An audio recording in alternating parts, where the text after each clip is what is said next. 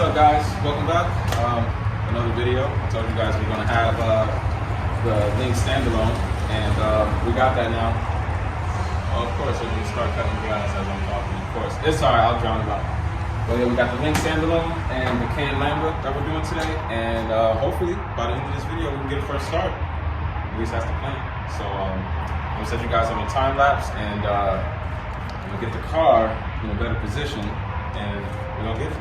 So let's get to it.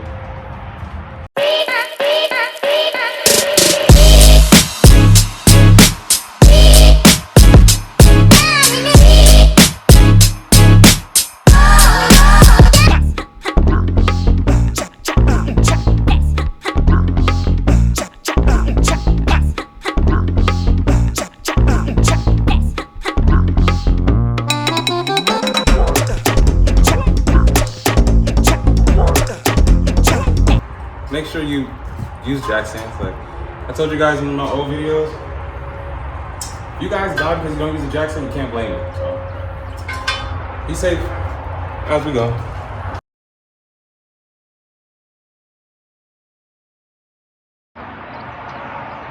So what's up, guys? About to get into the Link install. But first I just want to explain a little bit why I chose Link over some of the others, because I know a lot of people are going to say, well, why didn't you choose UpRev? Or actually, it's funny, yesterday, so what, today's the 19th, but yesterday or today, Z1 just announced that ECU is coming out for the DEs and HR. So I mean, it's funny that I'm doing this, that just dropped. I guess we're in the ECU tuning season, but nonetheless, I could have gone with any of those, but I chose Link because number one, it's a plug and play. It's a plug and play standalone. I mean, you don't have to get a new wiring loom. You can use your standard harness. Plugs right in. Literally, this is probably one of the most plug and play full standalones available on the market. And as far as it being user friendly, I mean, it has a huge support system as far as all the forms and everything that's available through once you get your Link and everything. There's a lot of support for it. So I figured why not? And they have one that's directly plug and play, full standalone. I have every feature you could imagine in a computer. So yeah, that's why I chose it. That's why I chose it, and that's what we're going with. So again, a lot of the capabilities that it has, it's plug and play. Also, the other part about the Can Lamda, Can Lamda sensor is pretty much a wideband. It is a wideband, but it's going to be connected directly to the standalone via the Can system.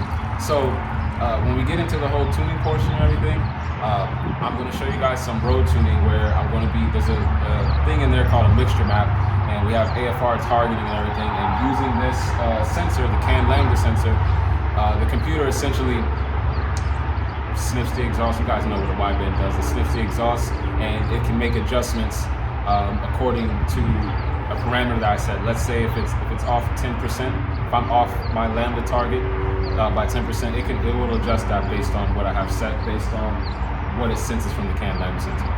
So you need it. Never mind what anyone tells you. You need it. Get one. Don't be cheap. And you don't have to use the Can Lamda can gauge. You don't need the can gauge. You can use this, just connect it straight to the laptop or straight to the ECU. You don't need the gauge. If you want to monitor it and stuff like that, you can get a can gauge. Well, what I'm going to do, we'll get to that point down the line, but I'm just going to get a digital display because I really don't want any gauges for this build for the most part. I kind of want to keep it simple.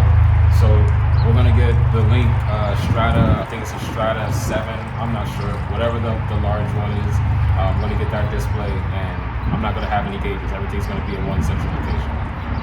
So one of the things that we got to do with this, when we take out the old ECU, the backing plate that's on the old ECU, that needs to get transferred over to the Link ECU. So when I get to that point, I'll show you guys what I'm doing.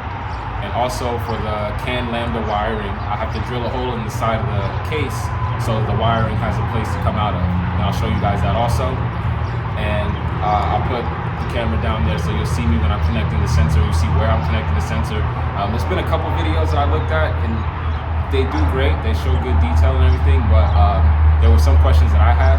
So in this video, I'm gonna make sure I cover every single question that I've seen and every single question that I've had personally. And it's going to be very specific, obviously, to the Z because it's obviously what we're doing this on. So, yeah. The first step, always disconnect your battery. Number one, I mean, you just spent a whole bunch of money on your computer. Why would you want to destroy it by not doing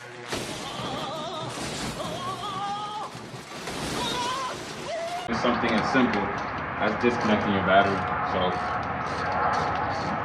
make sure you do that.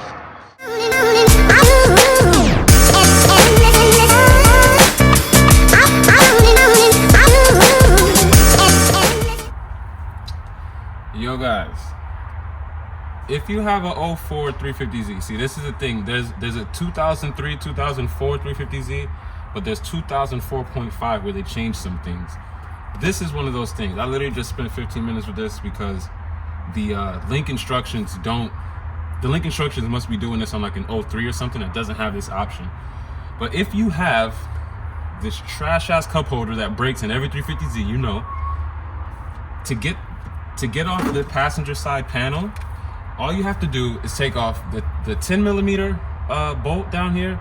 There's a Phillips head screw, and then everything else is clips, right? That's what everyone is going to tell you, right?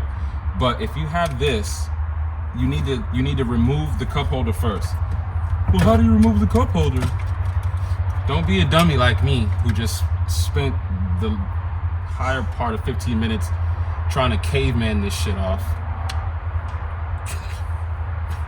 Key, right? There's a little stupid indent in there. You clip it, and then of course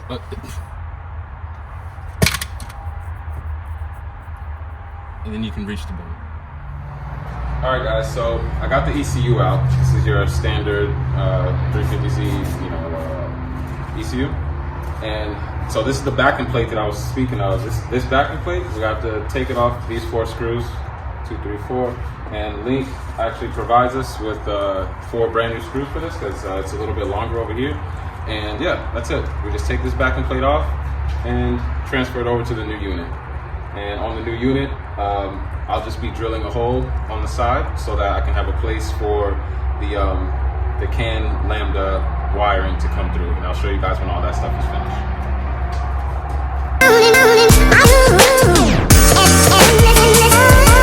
An update right now. I got the battery completely out. We got the battery covering cowls. We got all that stuff out. And pretty much right now what we're figuring out is where we're gonna run this vacuum line. Yo, what's up, Danny? So, that's my guy. Awkward stop. Hi guys, what's up, man? Hey, outfit change. I got a haircut. I got tied up yesterday. My guy came through. That's what it is. But look, we're back in it. We're gonna get this thing in today, and let me just show you guys. So this is the vacuum line. I just took off the nipple. Everybody knows we got this free nipple right here. Took out that nipple, and ran the vacuum line. And I just punctured a hole right here, and where the main harness goes, there's wild space. And yeah, ran the vacuum line down there, and it's already down there. And with the ECU, and like I'll put pictures up so you'll see it, but I had to drill the hole here for the side for the Can Lamda wiring to plug in, and it's plugged into the ECU inside here, and transfer the back plate. Remember, it goes wings down. Wings are on the clip side. So yeah, I'm gonna set you guys up on a time lapse, and I'm gonna do that, and also I'll show you where I'm gonna screw in the Can Lamda sensor and how I'm gonna run that. So let's get to it. So guys, we're down here under the car. This is the O2 spot that I'm going to use. It was suggested in the link to preserve the sensor. It says about 1 meter away from the exhaust port, and I mean this is in that range, and it's an accessible port, so I'm going to use this one. Just wanted to show you guys where I'm connecting the sensor to. All right, guys. I got the sensor in, I got it wired up. I'll show you guys the pictures of how I wired it with the fuse tap, and I got it to a relay exactly how Link wants it. So that's great. Use the relay and everything. Beautiful. It's all mocked up, so I got to get it mounted up and everything, but it's all working. Sensor's down there, so I already got my unlock code. For those of you that don't know what Link ECUs, you got to for plug-in ECUs, you have to plug them in to the harness and everything and give them power to get access to the serial number. And then you send that off to your dealer and he'll give you an unlock code. And I did that, Art of Assembly, thanks Ron. So I got it. I got the stock map that comes with the Link, and we're about to try to do our first start. Yeah, first start. Let's see.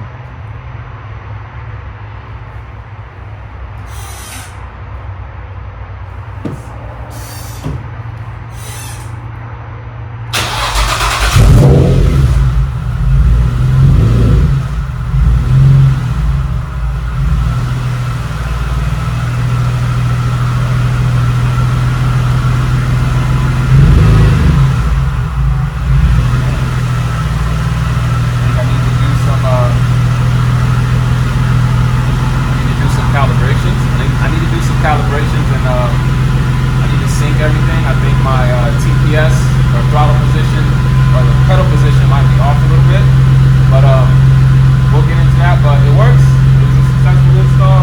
I'm running on